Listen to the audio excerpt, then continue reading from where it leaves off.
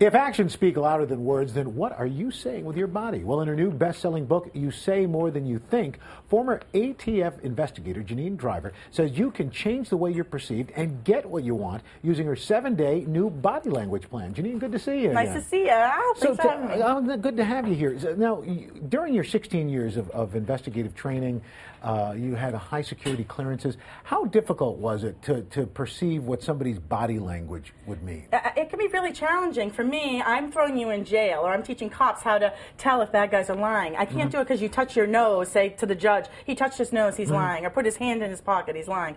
So it's all about baselining, and what is someone's baseline? And you're looking for when someone deviates from that baseline. You know, so for instance, you have Woody Allen, right? So Woody Allen is a neurotic kind of a guy, right? His hands tend to be in his pockets, he's very small. And then you have someone like Howard Stern. Howard Stern tends to take up more space, he's very relaxed. Look at him.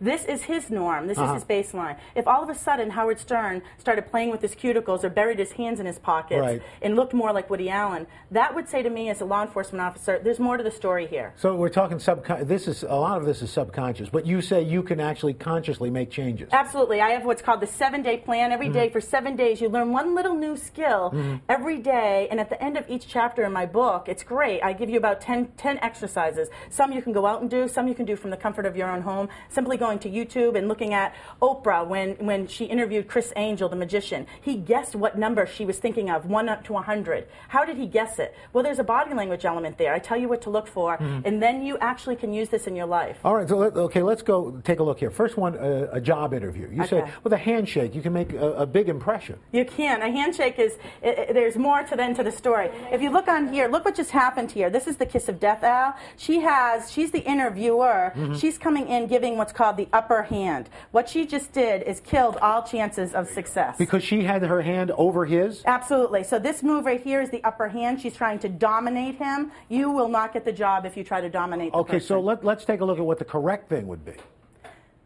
What happens here is you're going to see her walk into the room. Now, instead of her giving the upper hand, you're going to actually see something more powerful. Wait, before we go there, Al, she's making more mistakes. Look what she just did here. This is another faux pas. Number 2, big mistake. She has her hands under the table. Never hide your hands. And her number 3 big mistake is she sat down directly across from the person who's interviewing her. This is fight or flight. When I am going to fight someone, I go directly face in front of them. What she's just done is increased stress. And by increasing stress, you stress him out, you become more stressed, and this is not going to be the job. So don't keep the hand over the top. Don't sit directly across from somebody, and keep your hands visible. Absolutely. Those are the 3 biggest mistakes in interviews. Now we're going to see her do it right. Okay. So here she's going to come in. What she's going to do is very strategic. She's going to give him the upper hand. Bam, look what happened. She's now underneath the hand. She gives him the impression you're in control. She's moved the chair over. Number 2, she moved the chair over right here. Very strategic. And now we see her hands out. Look, she's using a gesture right here, which is A-OK. A-OK. It's a small little emblem. Right here, she used a second ago, that says, I'm the person for the job. Okay. By moving the chair to the side, you've decreased stress, and by decreasing stress, you increase your chances of getting the job. Boardroom meeting. Let's go to this. So this is some interesting stuff here. You talk about steepling. Yes, so steepling right here, what we're going to see is this man is doing what's called a handgun steeple, which says he's about to kill her dead. Right? She doesn't even know she's got it coming.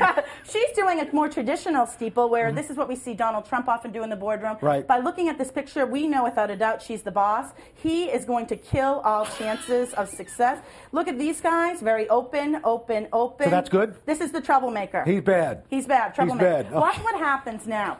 So he's going to all of a sudden start talking, and he's going to be even more aggressive. When you see someone pull out this handgun steeple, we know there's more trouble to come. In a second, here we go. Look at, bam, palm down gestures. Look at this, pushing her away. Oh. Push, push, push. What does she do, First he Al? kills her, then he pushes her away. She crosses her arms.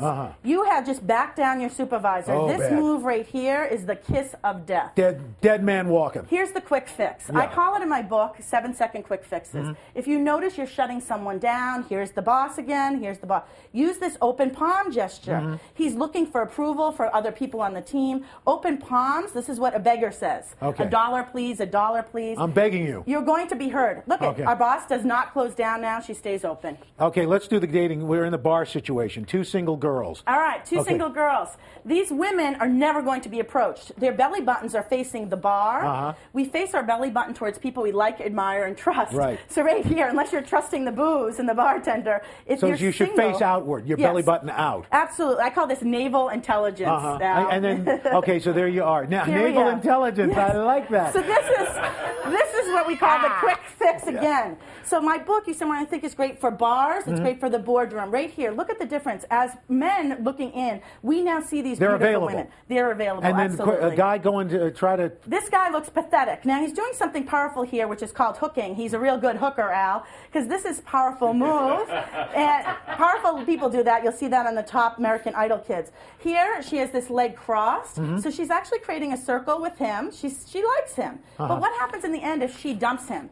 All of us are looking in, and all we see is this man's back. So he should be sitting out with his belly button facing out. Yeah, absolutely. All So right. watch what happens again, the quick fix here.